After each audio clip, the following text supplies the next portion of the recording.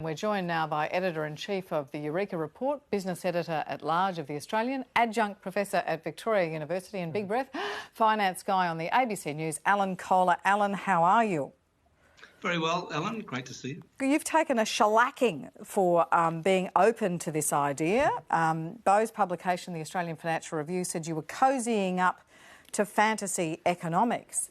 I mean, it's a huge idea, right? The idea that the deficit hawks who say all deficits are irresponsible, we've got to get rid of them as quick as possible, and the deficit doves who say, no, you spend, but in the end you got rid of it, that's all a myth.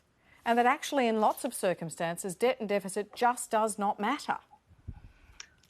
Well, I think we learnt that in the GFC when what happened was governments everywhere, including Australia, just spent like crazy to try to pull our economy out of the recession. The trouble is that the old idea that a government is like a household is still kind of there. You know, it's still dominating a lot of traditional economic thinking.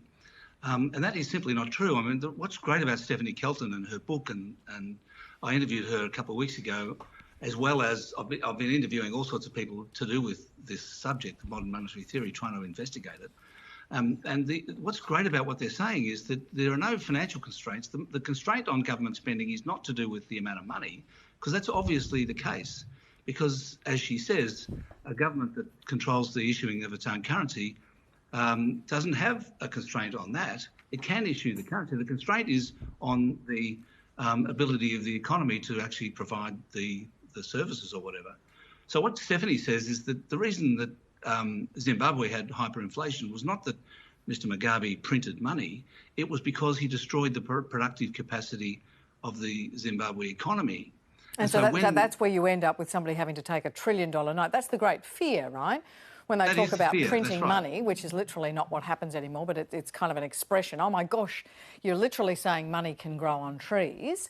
But you're saying, no, while ever you're not driving inflation, that is, while ever you can put that money to good use and the private sector is lying dormant and not saying, stop paying all that money for construction workers, we're trying to have a mining boom or whatever, then you can go ahead, just like Japan, and spend, don't worry about the deficit. Really?